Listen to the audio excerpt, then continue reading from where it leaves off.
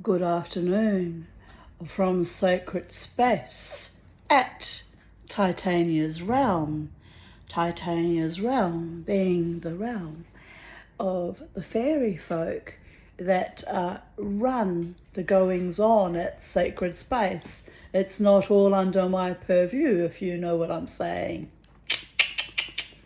Not that I'm enslaved to the fairy realm. I am an autonomous individual of distinguished potentialities. But I'm paying honour to the fairy realm, to the fairies, the magic that happens at sacred space, with deep gratitude, because I have a funny little story to tell you. So those of you that are on my Facebook would know that Vatanya, that is me, has been striving to sell some items that formerly belonged to my mother, that, obviously I had to fight for in my inheritance. So they, legally and affirmatively and ethically and belong to me. But because I have a great deal of, remnant chattels, some of it were just constant reminders of my dreadful childhood.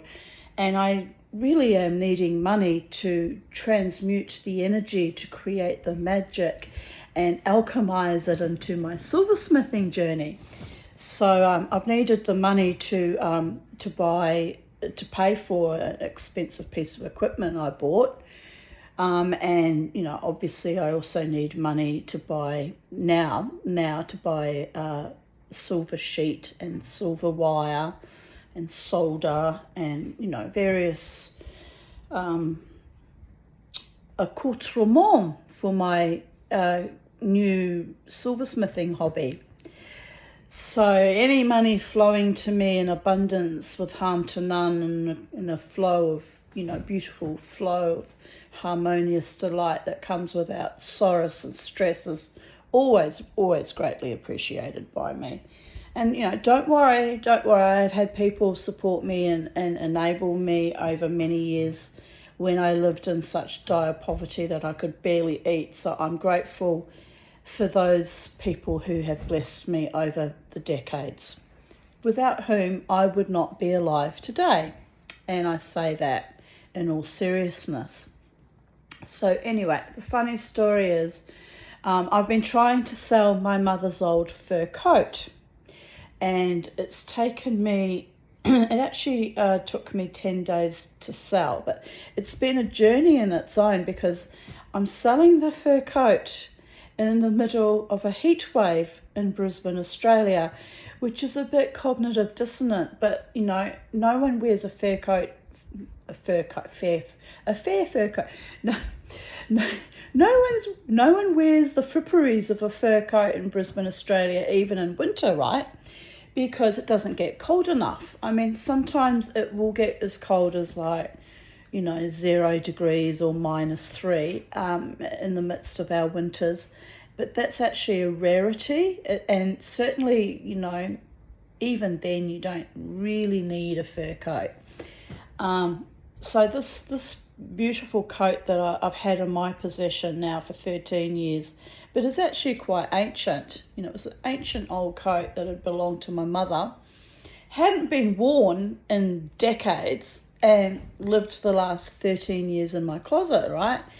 And so I thought, well, if I can sell the coat, then it's not hanging around, cluttering up my spare closet in the spare room, taking up space and not being used. I'm all about now transmuting things that I'm not using, that are just, lovely but pointless, and turning them into as cold hard cash, so I can either feed my Viking Jewish witchy body or buy things to create more beautiful things with my silversmithing, right? So this is the plan. So I made a video, about a week ago, because I had this lovely couple come. Actually, it was a week ago today. This lovely couple come to look at the coat, but it was actually too small for the wife. But we had a lovely time. They looked through my house and looked at I showed them my silversmithing, because the husband was a metallurgist and took great interest in what I was wanting to achieve with my new torch and for melting silver and casting and all of that. So that was very interesting. And, I've met some really lovely, interesting people, but it was starting to get a bit weird. So I put in my ad for the fur coat that, because I had a few people that would just give me these really weird messages, because Facebook Marketplace, it's infested with trolls and bots and people of all kinds of really weird fetishes. Like, I found this out, right, through selling this coat. So anyway, the funny thing about it, because as you would know by now, if you watch my videos, and I'm not in one of my dark, moribund, despairing space, I can be quite funny. I have got quite a delicious sense of humour and quite a macabre sense of the absurd at times. So I put in my Facebook ad, because I was getting quite pissed off. The steam was blowing out of my ears. I was on my last nerve. It's not good to get on my last nerve, because the last nerve is the Viking kill switch that I have to tap down, because I live in a polite, civilized society, and we can't go around cutting people's heads off, because that's not very nice, people. But in my mind, I sometimes have exploded people a few times, because sometimes you're dealing with people who are so weird and inappropriate and odd that you just think, why are you even alive? But anyway, so here's the funny thing. So I got all these really pesky, annoying messages, and I also had really pesky, annoying messages for a little beautiful porcelain white vase, which I sold the other day for $20. And can you believe it? $20 for German porcelain. Like, that vase was worth 3 times that amount. I was just selling it that cheap because I've got plenty of vases. I don't need any more vases, and I want some cash, right? So the white vase sold the other day to a lady who said, I collect Kaiser porcelain. She's looking at me because she knows that I know that it's worth a lot more. And I said to her, yes, it's worth way more than $20. I said, can you believe it?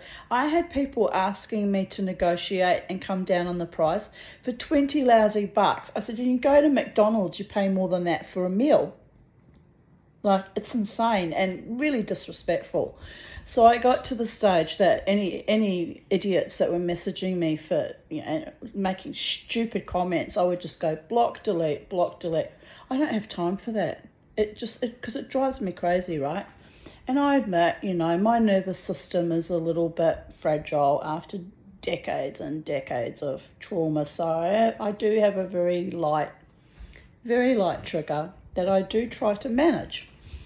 So anyway, so that vase sold. I've segued a bit from the story, but I'm just giving you an example of how crazy making it's been.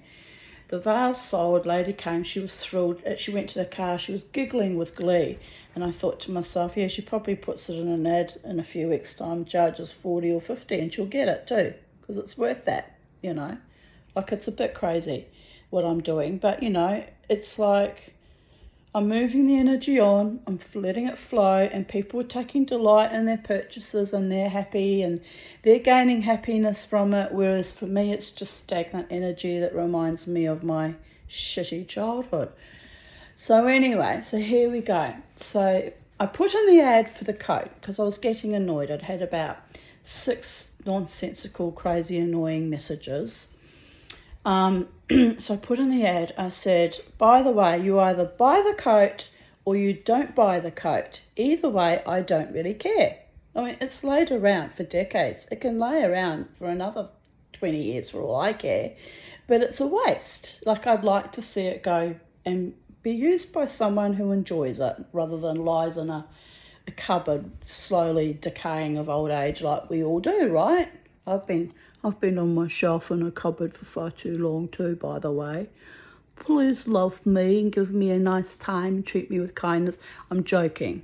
I'm on the shelf, but I have a wonderful life, people. I go dancing every weekend. I have a wonderful life, not engaging sexually with members of the opposite sex, because they're killing me. They really are killing me, like in ways that are very subtle, you know, like just the invidiousness of it. But anyway, so here's the funny thing. So I put in this ad. Buy the coat or don't buy the coat, but don't come playing your psychosexual games with me. This is not a yiffing site.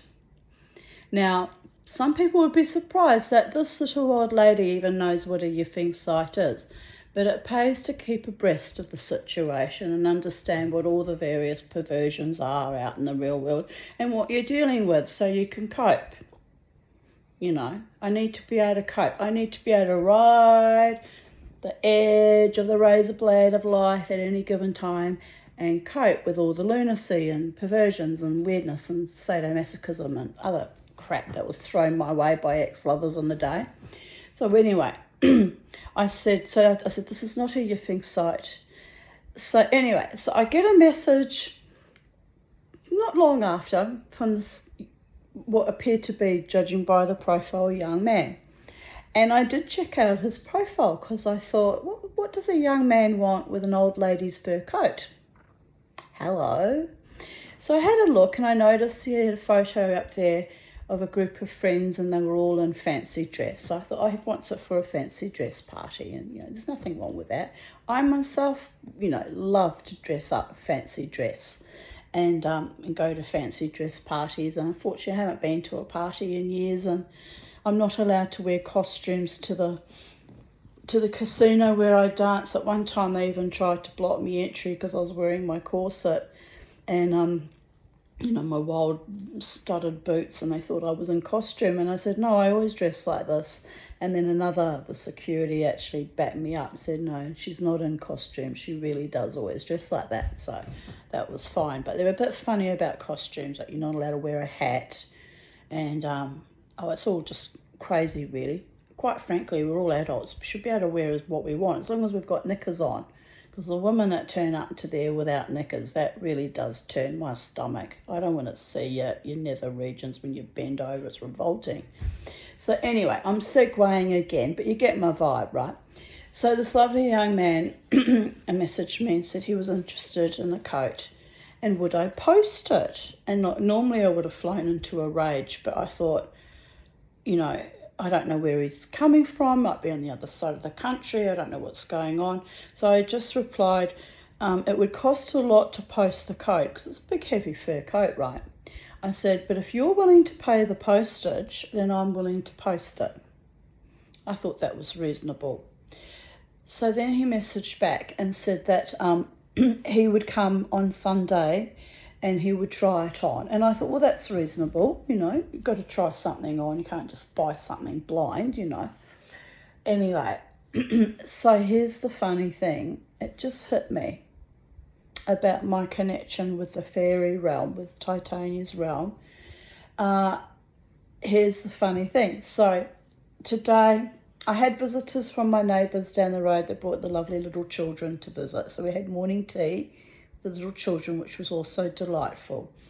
And Peter acknowledged to me, right, he did acknowledge, I mentioned the fairies. I said, we don't want to upset the fairies. We live in harmony with all life forms and all dimensions. We have respect for all that is, was, and ever shall be. And he's like looking at me kind of thing. And he said, oh yes, I know. And I know that you know that I know.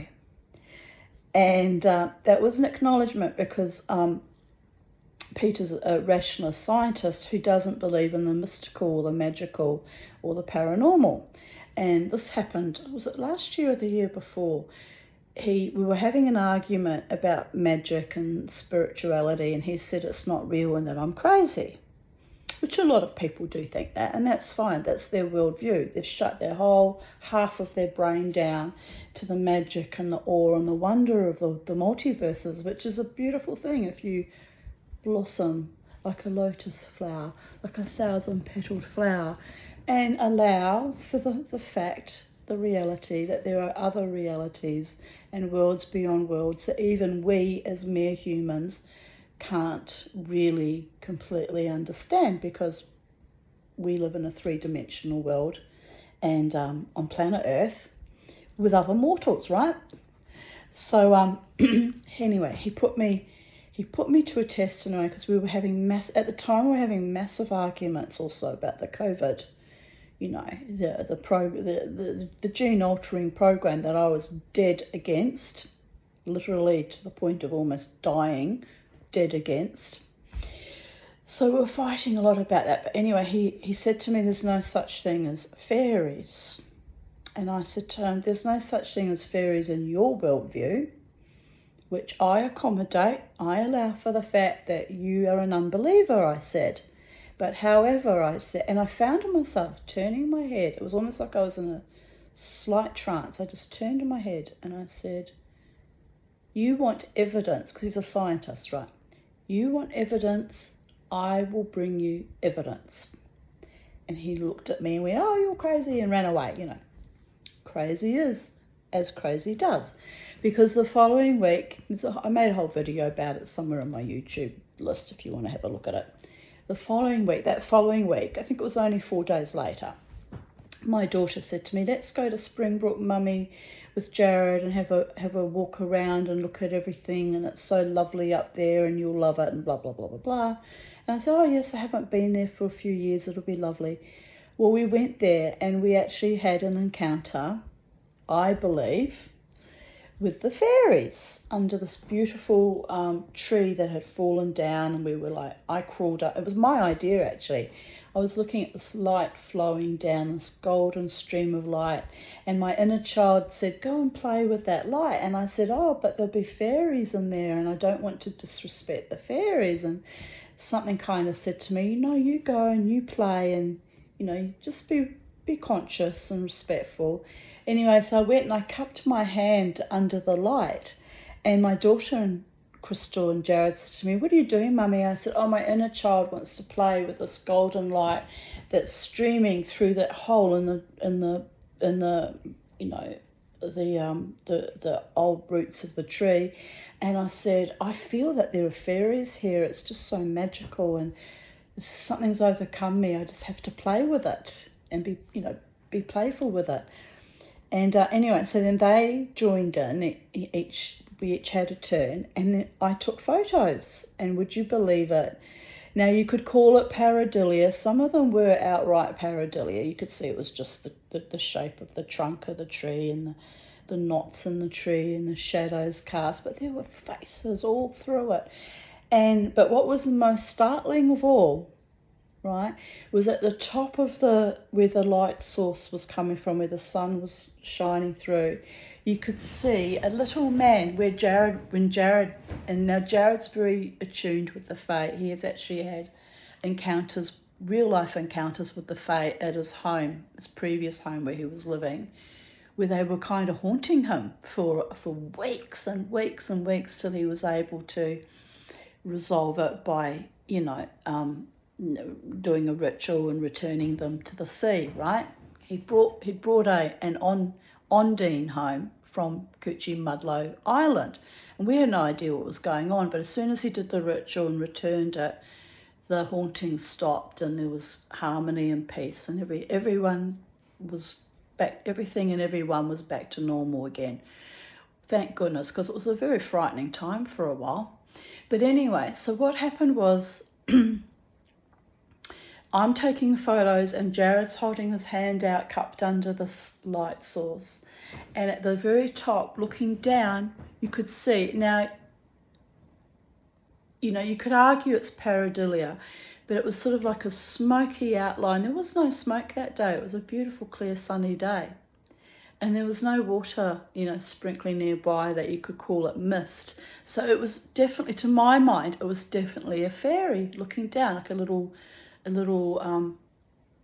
male fairy or a gnome or whatever you want to call them. He was looking down with his hands either side of the tree, looking down, staring right down at Jared to say, what are you doing here in our light source? And the light source, the way the light was coming down with the sun shining through all the dust motes, it did look like golden light. And I said, don't worry, fairies, don't worry, we're not taking your gold. We're not taking, because you don't want to take fairy gold. Never take the fairies' gold, all right? And I went, we're not taking your gold. I said, we just came to play because the light coming down is so pretty, and I was enchanted, and I wanted to play and be playful with you and interact, but we mean you no harm, and we come in peace and come in respect. Anyway, Crystal and Jared were kind of laughing at me because mummy's lost her shit, right? As I do sometimes from time to time. I do get a little bit weird at times. I'm very spiritual. So anyway, when we looked at the photos, which was only shortly after on my iPhone, so they're digital photos and they happen instantly and they can't be tampered with. We didn't have time to go home and like Photoshop them or do anything to them or edit them in any way. You could see this little face looking down. What are you doing, And then the more we looked at it, I was seeing in other photos that we took human spirits too at the bottom of the tree. One was a man wearing what looked like a World War I trench coat. And he also was standing looking at us as if to say, what are you doing here? Like, why are you in our world kind of thing? So it was really beautiful. Anyway, whether you could argue it was pareidolia and whether it was just imagination, I can't prove, but I still have the photos up on my Instagram and my Facebook to this day because they were just amazing, right? So I showed the photos to Peter, the unbeliever down the road, the rationalist scientist, and he said, oh, that's just nonsense. It's just tricks of the light. It's pareidolia. It's this and that and this and that. And I said, well, what do you want me to do? I said, you asked for evidence. And I almost half jokingly said, I will bring you evidence. And here I am 4 days later with photographs of what distinctly looks like fairy folk, looking down at us as we're playing in their little portal or vortice or light stream. And I said, and they were there. I said, they're there and they appear on the photograph. I said, what more evidence do you want? I said, do you want us to hit, do you want them to hit you on the head with a 4x2? I said, we don't wish that on anyone. I said, but what can I do to prove to you? I said, it doesn't matter anyway. I said, whether you believe or don't believe. I said, because I have the photos and I know the thoughts and feelings that were going through my mind as I was playing with the light source. And I know that magic happens. And I know that I'm a child of the universe and of the gods, as we all are. And I know that it was real.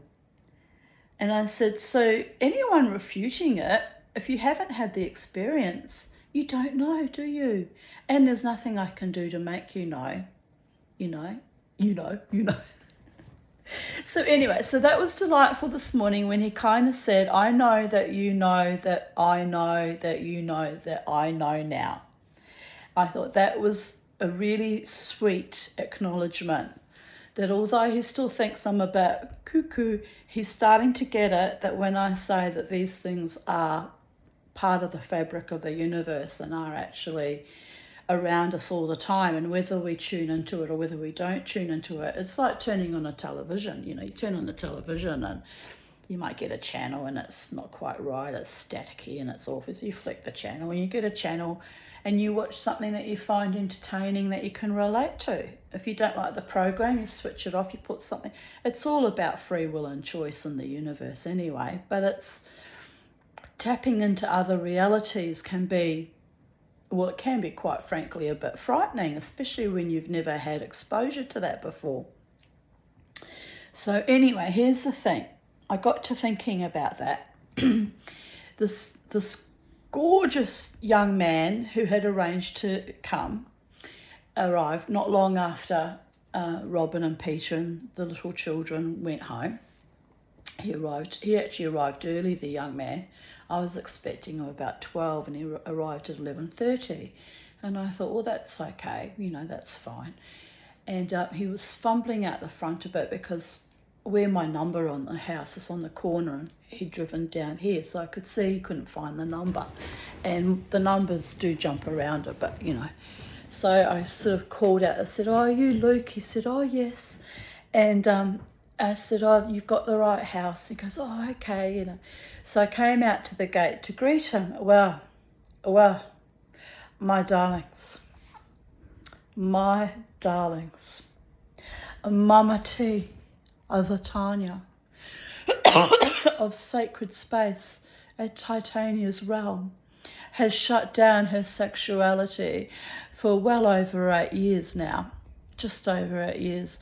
And, you know, and I've gone through periods in my life when I was young and very fecund and fertile and vibrant to shut down my sexuality too, due to trauma issues and horrific experiences with men. So I have shut down my sensuality and my sexuality for so long now, and given that I'm well past, you know, menopausal stage now, and I still get the occasional hot flush, but not as often, and you know, I'm past the age where sex is a primal motivator, modus operandi, right? It's like I haven't had a partner in years, and when they do come to flirt with me, usually at the casino on occasion, I'm just like, you know, I'm like so over it. So the most astonishing thing happened, because I do occasionally get very young men flirt with me at the casino, and I always block that down because they're far too young. It's obscene. You know, I'm old enough to be their grandmother in some instances. So anyway, so the deliciously hilarious and delightful thing was this young man that came to buy the coat this morning. Arrives at the gate and he goes, oh, I said, oh, hello, and he puts his hand, shook hands, and he was gorgeous. He was the most gorgeous, delicious, almost delicious young man. He had a cute dimple and a lovely smile and lovely white teeth and lovely eyes, lovely face, hair in a ponytail and a little bun. I do love men with nice hair, right? That's you. If you want to date me, if you want to be my friend, if you want any kind of romantic thing, my preference is for men with lovely hair, right? Of course, my friend Jared always teases me that I only ever go out with men with wigs. And I said, what do you mean? He went, well, they've all got great hair on top, but no substance underneath. And we laugh about that because by and large, it's mainly true. Sometimes I have been seduced and lured by the gorgeousness of a handsome man with gorgeous hair, and oh, he looks lovely. And often they were either thick as pig shit or were just predatory and venal and awful, and they'd just hide it behind this really sweet, seductive smile and why is this night different from all other nights, and why am I getting attention from you? And then deep, you know, well, that was the last one, wasn't it? And then completely lacerate me from the ankles up every chance he could by shoving woman after woman after woman in my face and being sadistic and awful. So yes, I'm no longer lured, people, by a beautiful, handsome man. But this young man that came today to pick up the coat, he was gorgeous. He had tattoos all down one leg and hair in a bun. He was toned and he's slim. Oh, he was a perfect male specimen, old enough probably to be my grandson. I mean, he would have been mid-20s, maybe, early to mid-20s. Gorgeous young man. Anyway, so he looks at me and he said, it's a bit silly to be buying a fur coat in the middle of a heat wave. And I said, not as silly as it is to be selling a fur coat in the middle of a heat wave. And we both kind of laughed at each other, you know, it was delightful. So he had a nice sense of humour too. Oh, he was just the perfect man. Pity he was 30 years too young. He was a perfect man. So anyway...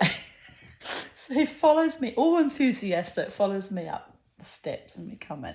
And I said to him, well, you know, now I said, here are the patch. I showed him the little ball patches on the coat, which people have complained about vociferously.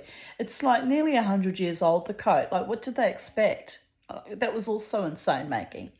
And he says, oh, no, I'm not worried about that. And I said, well, I just need to show you so you know, because I had the first woman threw it back at me, didn't want it, wasted my time, right? Anyway, so he goes, no, I'm not bothered by that. And I said, and when the collar's down, you don't see the little patches anyway, when you're wearing it. And he said, well, actually, and this was delightful, people. He said, actually, what I want the coat for, he said, was I'm going to a bush doof down in Melbourne and it gets really cold at night. And he says, so I thought I'd have a fur coat. He says, and I'm taking 5 kilos worth of costuming to wear to this bush doof. I said, a bush doof. He said, yeah, it's like a music festival. I said, there'll be lots of MDMA there, won't there? And he's like, yeah, there'll be everything there. And I'm thinking, what fun. Not that I do drugs, people. I don't do drugs. But I know the young ones have so much fun there, as long as they don't OD, of course, because that would be awful. So I'm looking at him and I'm thinking, you're so gorgeous. Please don't OD. I didn't want to say that and rain on his parade, right? So anyway, he looks at me, he says, yes, he said, so he tries the coat on and it was actually a bit too small for him, like it didn't quite close. And it's because I said, I think it'll be too narrow in the shoulders for you. Because technically it is actually a woman's coat, right? He said, look, I really don't mind. And he said, I don't mind that it doesn't close properly. He said, I think I will still buy it. And I'm like looking at him like, what? And he said, yes, he said, because I want it, he said. And he was so sweet the way he said it. It was so heartfelt and a little bit cheeky, but not sleazy. He was just so lovely. He would have made the perfect son-in-law. But unfortunately, I think he's even a bit too young for my daughter now. But anyway, it's terrible when my sexuality flares up and then I realise I'm way too old for you, but you're son-in-law material. That sounds a bit creepy, doesn't it? Like, I can't have you, but my daughter will enjoy you very much. Oh dear, Bodicea is now trying to sell her daughters off to any gorgeous man that comes along because I want grandchildren. That's a bit mercenary, people. But, my daughters are 37 and 35, so that it is time. It is high time. And my fertility is well and truly kaput, so all I can do is dream of grandchildren one day. Poor psychedelic dreamer. Poor baby girl. Anyway, this gorgeous young man, he says to me, I want this coat, he said, because I'm going to be cold at night. And I said, yes, Melbourne has 4 seasons. It can be bitterly cold at night. I said, I lived in Melbourne as a child and I said I was chronically ill from the constant changes of seasons. And he nodded. I could see he's a Melbourne boy, He says, and he said, I'll be wearing the coat naked underneath. Well, I literally blushed from my toes to the top of my head. It was like a conflagration. I went, whew. I said, now listen, I said, don't talk to me like this, young man. I said, I'm an old woman and you're getting me terribly excited. And he laughed. I mean, you've just got to laugh, really. But it's like, it's how I know that there's still life in the old girl yet, right? Even though I tamped it down for 8 years, I don't even look at the men. Come a gorgeous one with a little bit of risque frottering and whoosh, my hormones still went va va va boom, baby. I'm alive. I'm so alive. Anyway, it was cute, right? So I thought, the little one's playing with me as men will do, young or old, it makes no difference. They all like to tease me along, or any woman really, but particularly me. So I said to him, well, darling, I said, don't get me too excited. I said, I'm an old woman, I said, you might give me a heart attack. And he's trying not to laugh. And I said, but bear in mind, I said, all the girls will be wanting to stroke your beautiful coat. I said, and be aware that those hands might just stray a little bit lower. And he's looking at me, he's like, I hope so. Oh, honey, you don't have to hope, honey. You're gorgeous. Mama T, as old as she is, had to restrain herself ever so slightly. Gorgeous, delightful young man. So anyway, he hands me the money straight away, and he was quite thrilled with his purchase.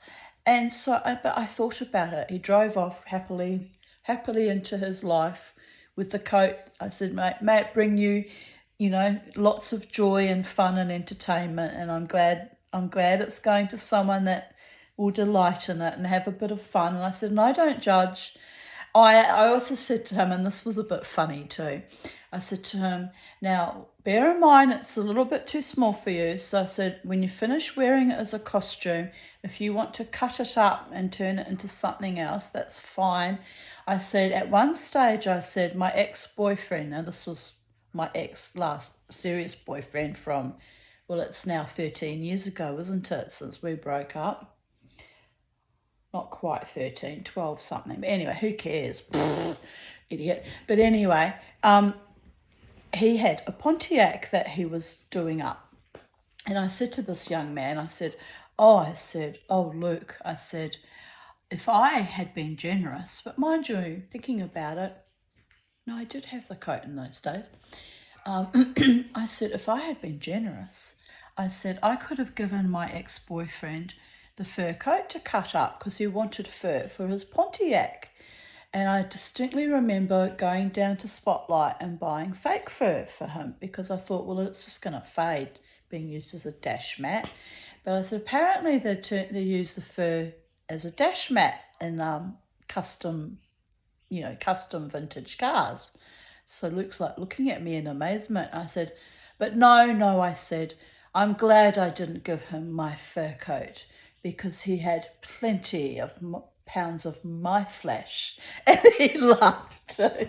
So honestly, it was very, very entertaining and funny. So anyway, he goes off into his life, never to be seen again, the most gorgeous young hunk of Australian man flesh. One will have to let go because even though technically he is old enough and over the age of consent, there's something a bit sordid about old ladies rutting around with very, very, very young men. It's just not nice. It was okay 10 years ago, but now I'm over it. So anyway, there you go.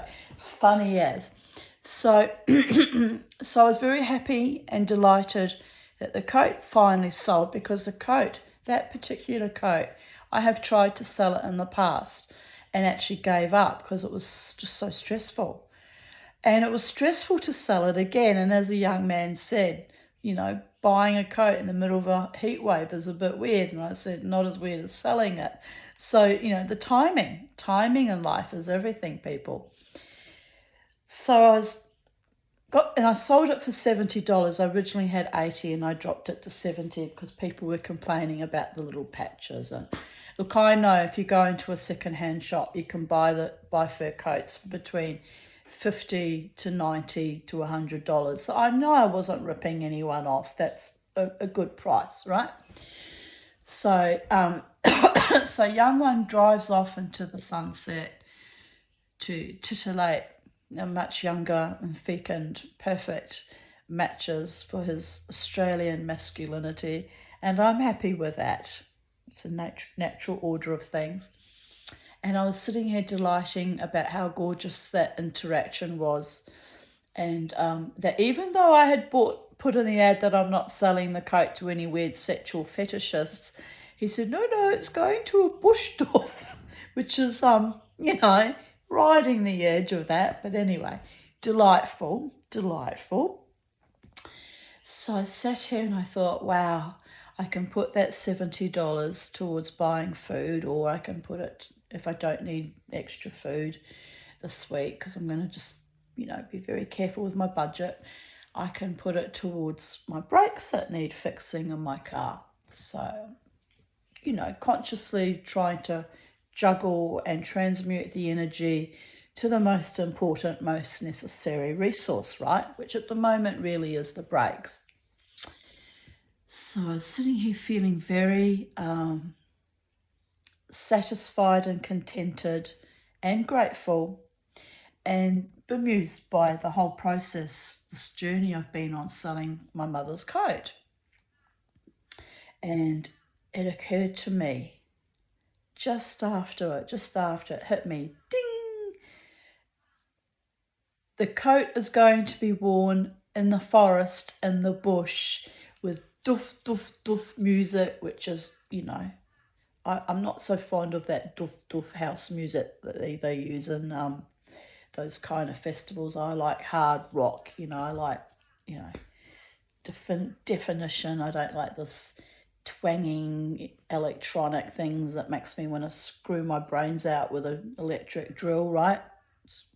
I mean, screw my brains out with an electric drill, not the other kind of screwing my brains out, you understand. Oh, I am a little bit still excited by that. Oh, visage of manhood. But anyway, so the funny thing is, it hit me quite distinctly. Who lives in forests apart from human mortals?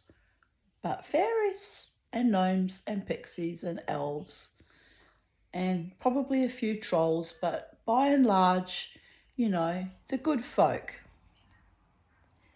So the coat is being taken, since it used to be at one time living creatures, back to the forest where it will be partied in and enjoyed and brought out the Maynard sexual, sensual, wild, magical, primal urge of the young Australian male and his young Australian or perhaps foreign consorts for the night.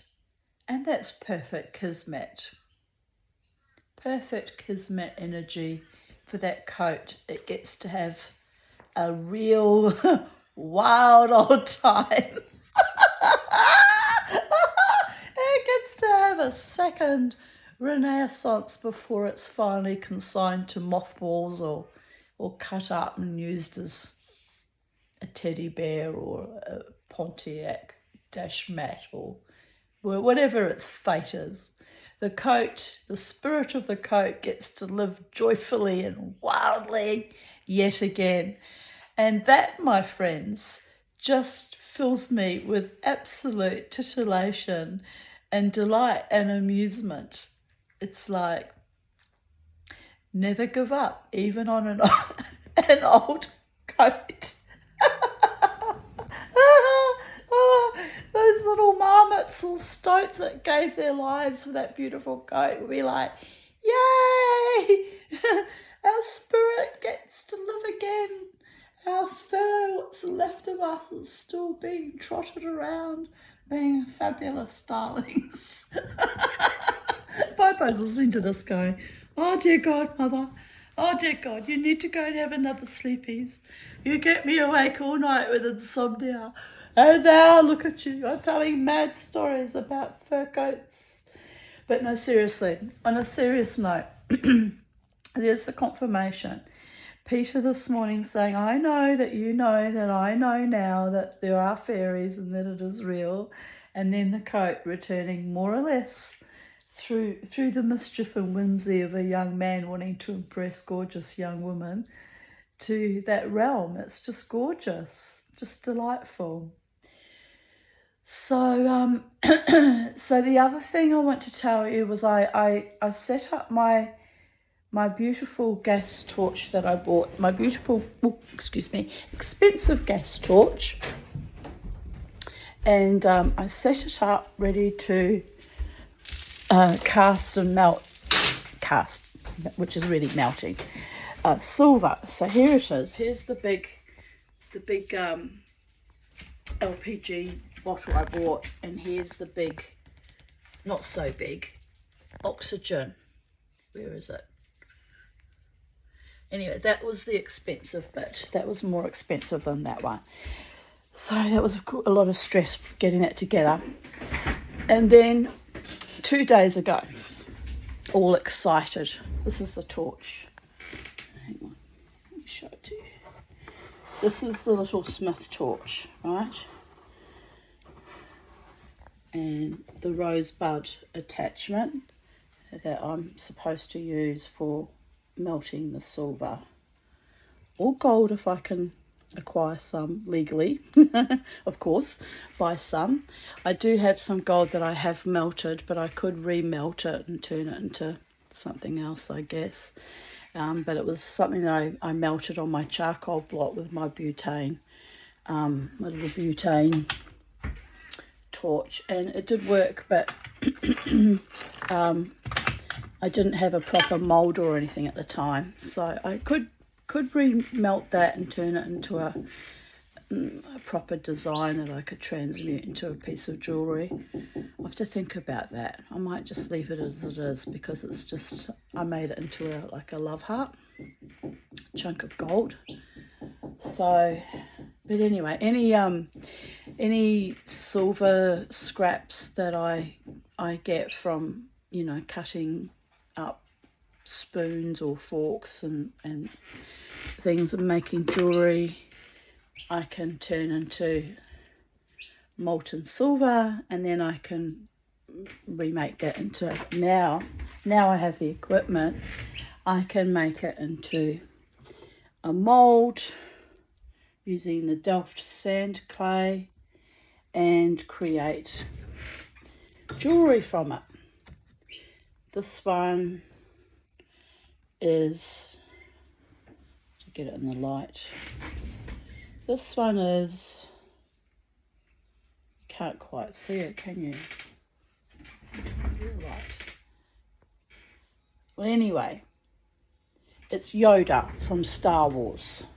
I became obsessed with finishing that off, so I remade the, oh, can't be having bits of sand floating about because that will get into my mould and wreck it. Hang on, gotta fix that. Anywho, so that's the plan, right? To melt the silver, to pour into this mould. So I will have, where is it? Trying to be professional here, people. All the silliness about the nice boy buying the coat is over now. Now we will be professional, because I find this more stimulating, exciting than sexuality now, because I'm on a mission. See this little Yoda face? Like, I think I got it out of a Woolworths toy or something. Anyway, he's very sweet. There he is. We've got to get the light hitting it. Well, he won't be blue, people, unless I liver of sulfate the sterling silver and turn it blue. But I thought he'd make a cute little pendant. So he's in that mould already done. Just needs the molten silver, right? So I was so excited, and I've got my chunk of silver that I cleaned up, and I think it'll just be enough to do it, I hope, because you've got to have at least two or three times the amount of silver for it to pour into the mould, and the amount of the weight of the item, right? And that will take a fair bit of silver, that little man, because I have made one before that failed. So anyway, and I used MAP gas for that one. So anyway, so here I was 2 days ago, and I just brought in the gas bottles, and I was terribly excited, and I set up the gas, and I was so nervous. I was almost having a nervous breakdown, because when I do new things, I have this most terrible anxiety which is a fixture of my complex PTSD, because I was so horrifically abused, you know, even in the education system growing up, that it's very difficult for me to, like, I have acquired learning difficulties, which I didn't have when I was a young girl. You know, I was very clever and I learned things, but now I have this difficulty where I build things up in my mind to the point that I'm just an emotional wreck, and then I just can't do it. I just have to give up, right? So I'm not giving up though. But what happened was, I got everything ready. I even had the torch on the nozzle. I got everything ready, and it's a bit scary with the gas because it was my first time, and I turned it all on and followed the instructions, and I must have had something on too strong or something wrong because this blew off, the oxygen nozzle, and that freaked me out so much because I'm scared of, you know, blowing myself up. because there is a history in my family history. My uncle blew himself up at a petrol station, right? And I'm not my uncle, but, you know, I would just hate to have a similar fate. Anyway, so I was very, very nervous about this. Anyway, so I quickly turned the gas off, and then I hyperventilated and freaked out. And then I put the nozzle back on, and I actually bolted it on this time. So it's all fixed and ready to go. Everything should be... There's no reason why it shouldn't work, right? No reason at all. But now I have an anxiety about it.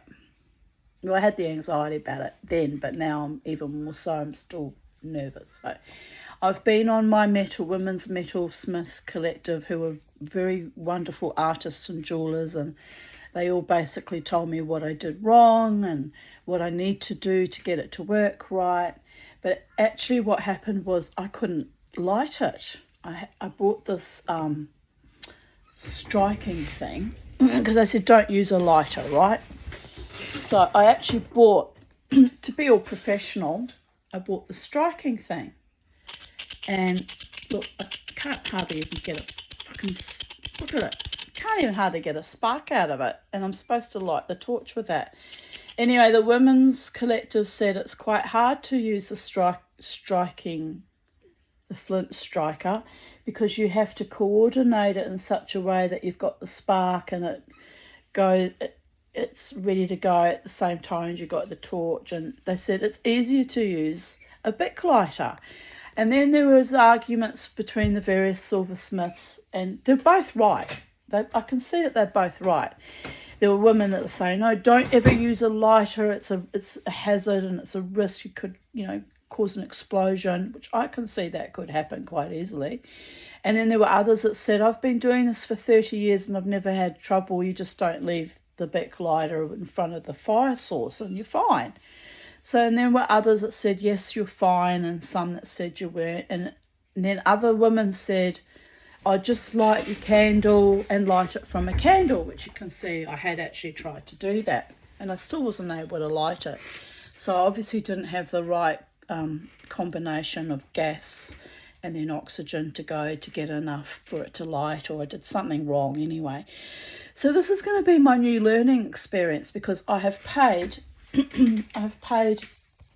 quite a lot of money for all this equipment, and it needs to be operational. I need to be able to use it in good health and in prosperity and in peace, but most importantly in safety, so I can create, melt the metal down, which I want to do, and pour it into my flask over there and create my little Yoda. And when he's a success, which I hope he will be a success the first time, because I have practiced with him in the past, I can create other interesting little moulds and pieces, and that'll be fun, be fun for me to do and spark joy. And depending, of course, on acquiring enough silver to do things. So that's my story. I'm very excited about my new direction, and I just need to practice with the torch. And I might even have a go later on when the wind drops. So I built a soldering station, and yesterday I rebuilt it, rearranged it, tied all the fire bricks on, because I want to make sure that they're not wobbling around and getting in my way when I work on things. And I've got to put a bit more borax in my borax dish, because I melted it all off last time. And I've got to clean that excess off the edge there. So the first thing I do when I get my torch lit and functioning is I'll have to clean this first and borax it before I even attempt to melt silver in it again. And the other day, day before, I cut holes in the steel pipe that I found that I'd been given by my friend who works with steel. He gave me quite a few scrappy bits that have come in handy for my silversmithing. So I cut a hole in it to make a opening to pour silver into. Probably didn't need such a massive big hole, come to think of it, but anyway, it was easier that way. And I've just got to make some kind of steel plates either side, so I can hold it together with a with a G-clamp or clasp so I can hold it, because this bought one comes with a lip that you could screw it into and fit it perfectly, but this is going to wobble around and fall apart, right? So that was a big journey even making that. Took me all day with my Dremel cutting that bit of steel. So anyway, it's all very exciting. The coat is sold and is off out into the wilderness again in the bush doof at Melbourne. And have a beautiful, blessed day, people, and much love and greetings from Sacred Space at Titania's Realm. Live your best life, be creative, be wild, be free, and never, ever, ever let the bastards grind you down. Love you all. Goodbye.